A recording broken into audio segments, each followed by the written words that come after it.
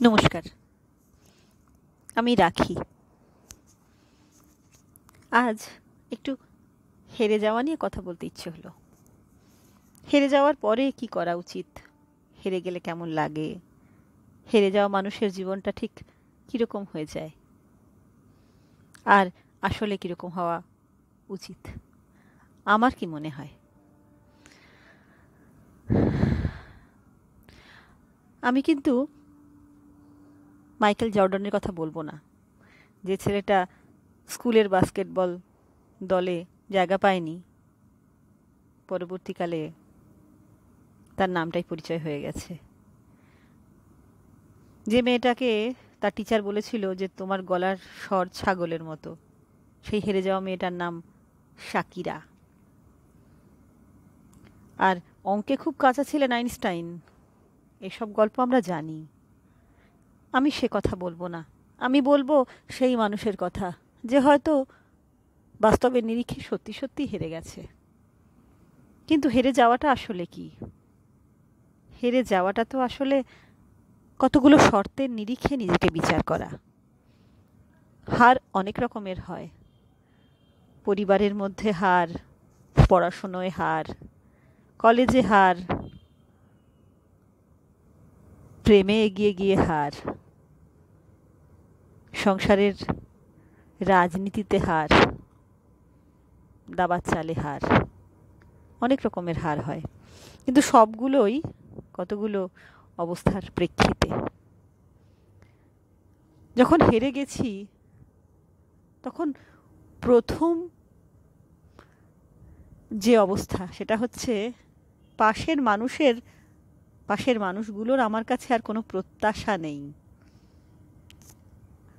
জীবনের অনেকটা পথ চলে এসে আমার এখন মনে হয় যে এই পাশের মানুষের প্রত্যাশা না থাকাটা সবচেয়ে বড় মুক্তি, সব থেকে বড় মুক্তি।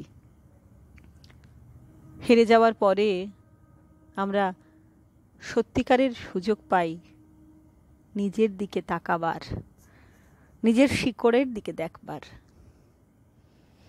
যারা আস্তিক তারা ঈশ্বরী মায়ের সাথে, আর যারা নাস্তিক তারা প্রকৃতি মায়ের সাথে নিজের প্রকৃত সম্পর্কটা, অস্তিত্বের প্রকৃত কারণটা বোধ করবার সুযোগ পাই।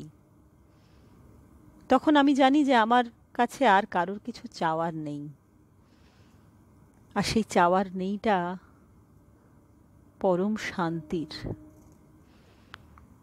তখন নতুন করে নিজেকে নিয়ে নিজে ভাবা যায়। এই হেরে যাওয়া কথাটাই আসলে একটা আপেক্ষিক ব্যাপার। কতগুলো শর্তের সাপেক্ষে আমরা নিজেকে হেরে গেছি বলে ভাবি। কিন্তু আমি যদি ওই বৃত্তের বাইরে বেরোতে পারি, যে স্কুলে আমাকে ভালো ছাত্র হিসেবে দেখা হচ্ছে না, যে কলেজে আমাকে ভালো ছাত্র হিসেবে দেখা হচ্ছে না, যে পরিবারে আমাকে খুব প্রয়োজনীয় বলে মনে করা হচ্ছে না, যে চাকরিতে আমি খুব সুটেবল বলে মনে করা হচ্ছে না,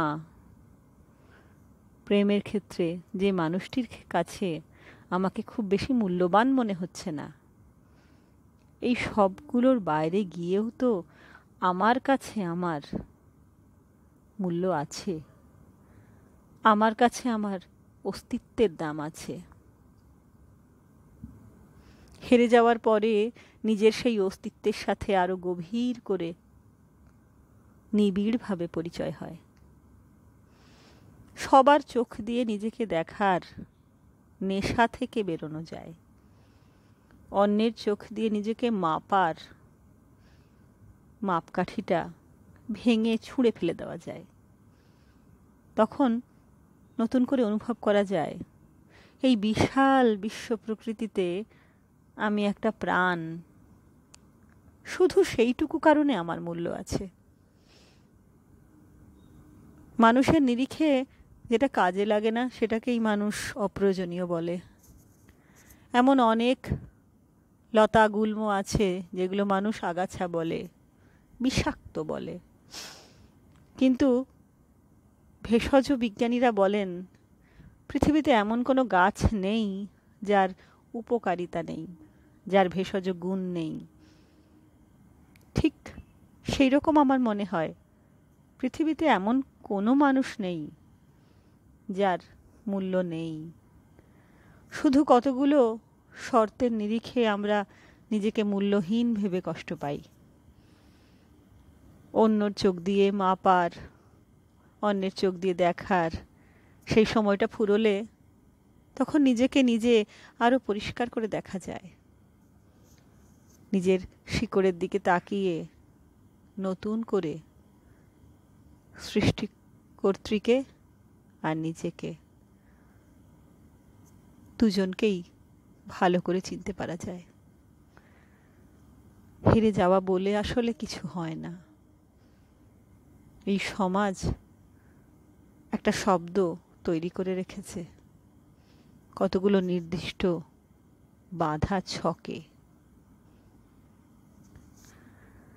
তার বাইরে যে বিশাল বিরাট বৃত্ত, সেখানে আমরা সবাই কোনো না কোনোভাবে সত্যিকারের মূল্য নিয়ে দাঁড়িয়ে আছি। শুধু নিজের কাছে নিজের সেটুকু বোঝবার অপেক্ষা মাত্র।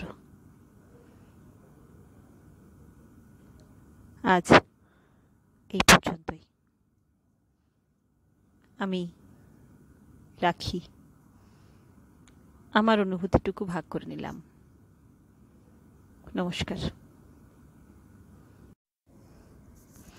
নমস্কার, আমি রাখি। আজ একটু হেরে